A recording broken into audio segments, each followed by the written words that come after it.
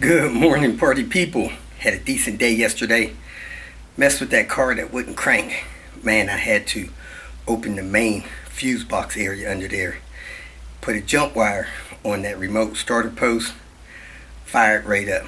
So something in the ignition system probably had to do with a remote start being installed. Triggered the immobilizer system. We took that car back to the owner, and he's going to have the person that put the remote start come check it out. Hopefully they get that sorted out. Unfortunately, that's above my pay grade.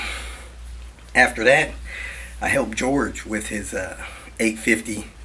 He was replacing a radiator, had one of them cast nuts on the passenger side brake. Those things are hard to reach. We took care of that, couple little vacuum line things. Replaced his heater core. He is, I believe, back on the road, good to go. Took it for a little drive. Tires on that thing is horrible. He's going to get a hold of Shaq and probably get a couple wheels or a set of wheels and tires from him. Today I'm going to mess with that S60. We'll probably replace the heater hoses and then get with Mike again, replace a couple parts on his V70, check a couple things on his S60. Should be a light day today.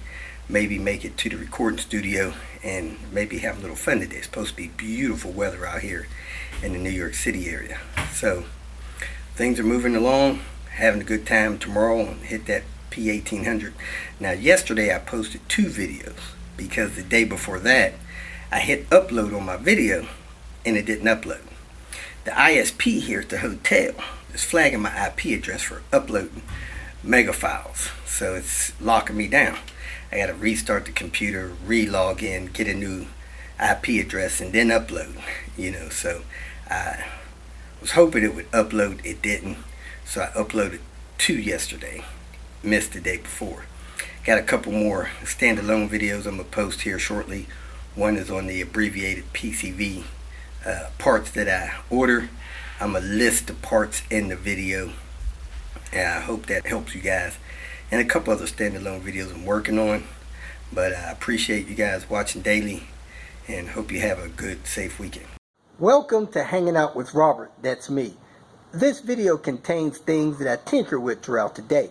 For step-by-step detailed instructions of those tasks, you can click on the links in the comment section below. I plan on leaving this video accessible for about 30 days.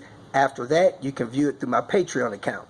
This video also have tips and tricks that I've learned over the years. So, thank you very much for watching. About to kick off, finishing up on this 850. Remember we did the CV axle and something else on it the other day.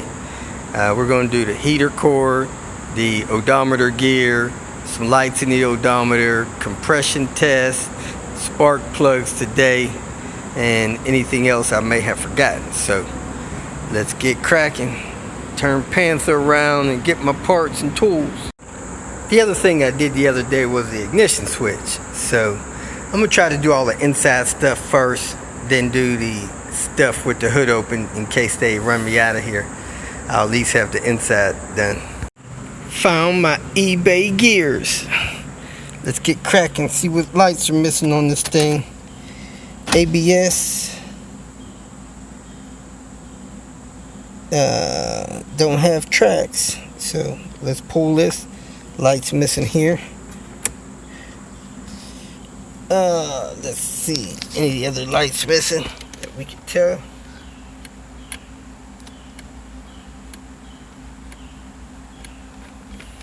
Lights may be missing here. I need to get a towel and check that out.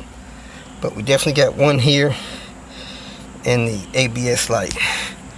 Let's get this dash pulled and get this started. Guess we got an SRS light out as well. Nope, SRS light works. Dash pad off. Time to test those cluster lights and replace that gear. I need to look at the mileage so I can correct that as well. Went to test the bulbs with my ohm meter. My ohm meter didn't work. Opened up the battery, and these freaking Duracell batteries, 2028, are already corroding in here. Yuck. Changed the battery, still nothing. Another tool bites the dust. I wonder if Duracell will pay for this tool. Piece of crap batteries. That's why I don't like Duracell. I always use Energizers. Got the cluster apart, the gearing in my hand. Time to take the motor off, swap out that stupid busted gear. Never had that happen before. And there's that broken gear. Let me get my new one on there. Corrected the mileage. Hopefully the motor's still good and it'll move. Not sure, but that's what it is today. The way I take the cluster apart, you still have the gauges in the face and those little tabs. You can push in those springy things and turn those clockwise, and those gauges will pop out after you pop these arms off. One guy has a turbo boost gauge that he needs, so I'm going to pull this off of this other cluster probably later today. I'm going to set this cluster in here, set the airbag on there, plug that in, hook up the battery, and see if these two lights work. Here she goes.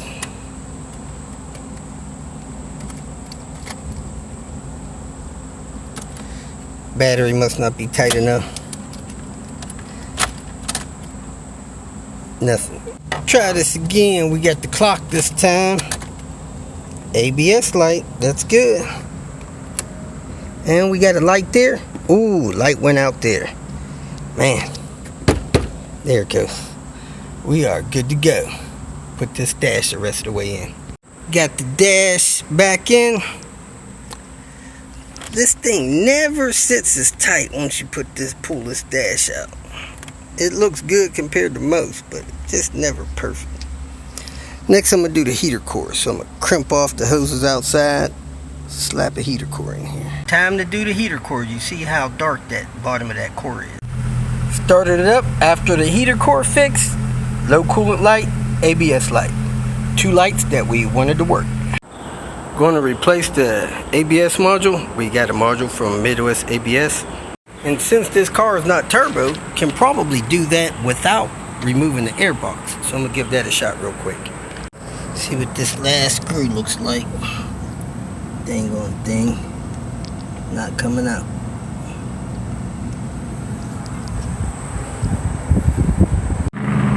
When you get a screw that won't come out, if you got a right angle drill, you could drill the dang thing out, drill the head off of it, or you can do one of two things: sacrifice the ABS module, which will cost you your deposit on your ABS module, or you can take the braking system apart, compromise the braking system, have to bleed all that stuff out, and fix it.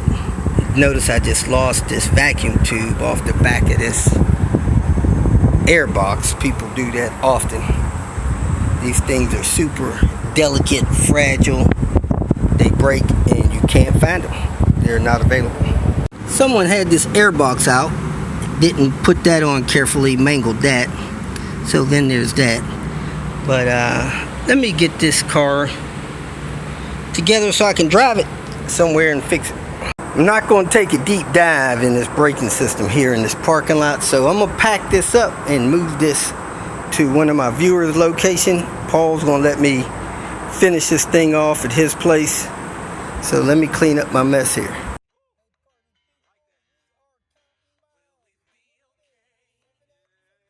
Here, Paul's place. He's looking for a right angle drill for me to help me get this ABS module out. In the meantime, he needs this turbo boost gauge. This one, as you can see, it appears to work. His is stuck. I'm going to take these 3 screws out here. I'm not sure if I got to. Take that 8mm out there and pry this system up and take this gauge out of here. Let me see if I can just pry this up and take that gauge out of there. This cluster had the trip computer, but it's the old style, so it's hard to unplug. That plug is almost impossible. But for $94, $95, you can have a trip computer. You got to get the switch and the cable that goes from the switch to there. But if somebody wants this, let me know. I'll send it to them. It'll have a few light bulbs missing, turbo gauge missing. You could take that stuff off of yours or not. I'm pretty sure the cluster works. Not sure if the odometer works, so you would want to pull that out and make sure it has a good gear in it. I could put a gear in it if you want, and I can set the mileage to whatever you want before I ship it to you, if you want it. But let me know before I destroy it, bang it up too bad. Paul's letting me use his Dremel, and I'm reaching under there with the tool closer to the ground, getting up under there, trying to cut this screw out without butchering up the module. So I'm doing pretty good so far. So I'm gonna take a look at it here and see how much further I gotta go to get this thing off, and then I don't have to compromise the brake system. You could actually use your camera to find the screw.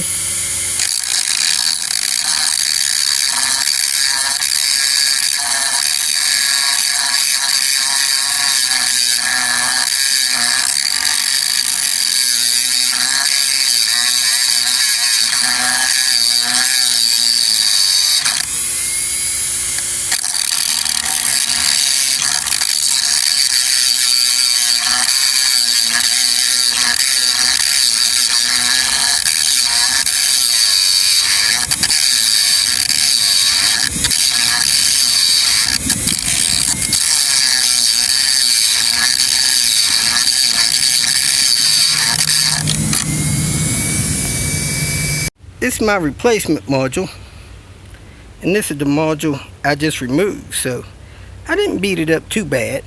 Maybe they'll take it back as a core, we'll see. So I'm gonna put this module on, and I have those screws, so that's gonna be no problem. We should be good to go. I keep these non-rusted Albuquerque screws with me, so we're gonna put it back on with those. We got a lot of oil down here coming from somewhere. Either the PCV or the cam seal, something's leaking. Anyway, we got that ABS thing situated. That's good. I'm gonna put this air box back in. I don't know what the heck's going on there. I wonder if this freaking tube is totally busted off of this PCV system. Let me reach under there and see if this PCV system has a tube connected to it. Yeah, it's connected. I think it is. Nope, totally disconnected. So that needs to be taken care of. So this tube right there should be connected to the PCV pipe that goes across to the oil trap, but it's probably broken off, and inside this little flappy thing here. Yep, there it is. Totally disconnected.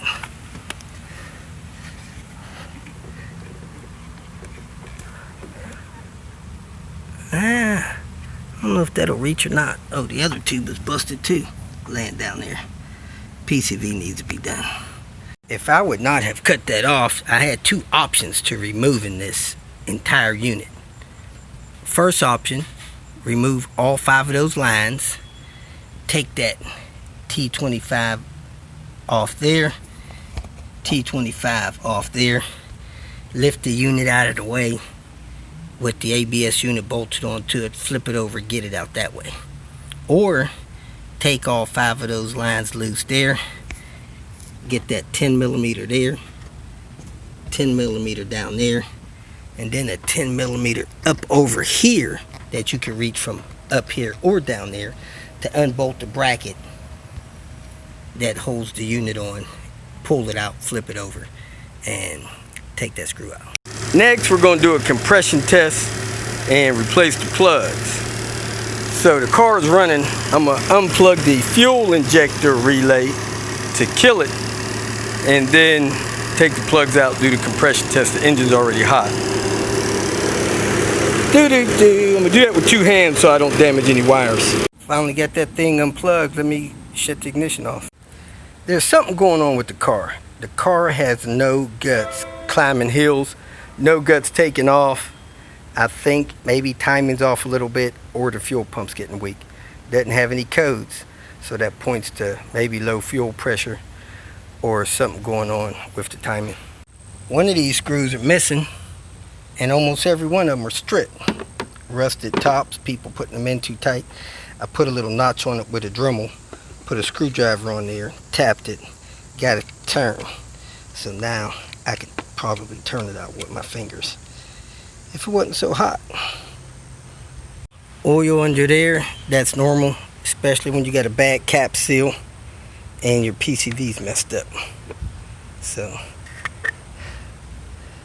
cap seal's probably hard as a rock. And PCV, we've already seen those, both of those tubes are busted. Pull these spark plugs out, do this compression test.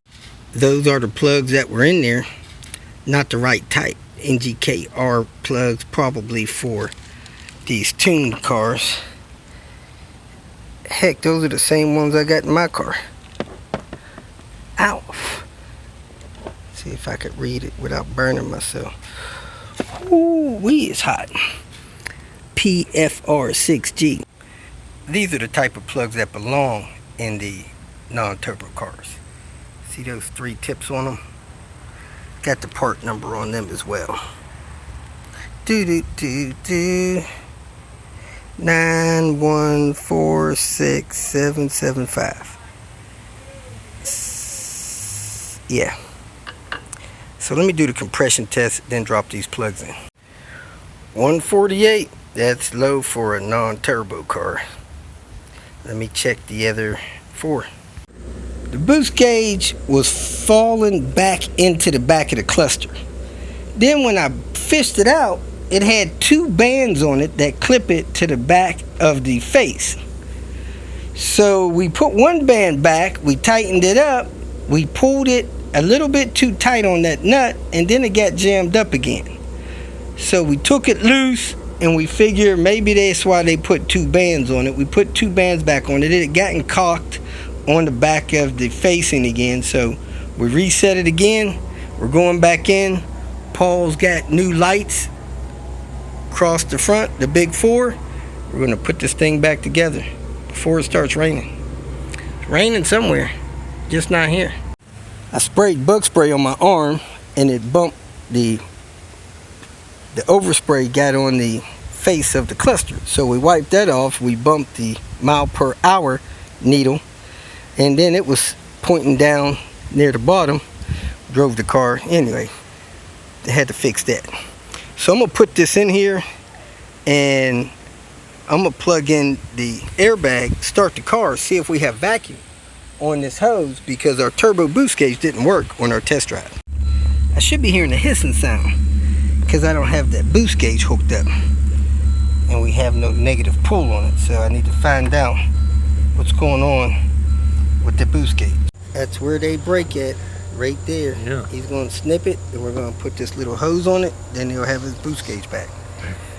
Boost and cruise control. If you feel that this information was useful, please like it and share it with your social media friends. You can subscribe to my channel so that you will get notifications of future videos that I post. You can follow me on Twitter, and if you need to contact me directly, please visit my website. And if you have any questions, leave them below, and someone or myself will reply to them. Again, thank you very much for watching.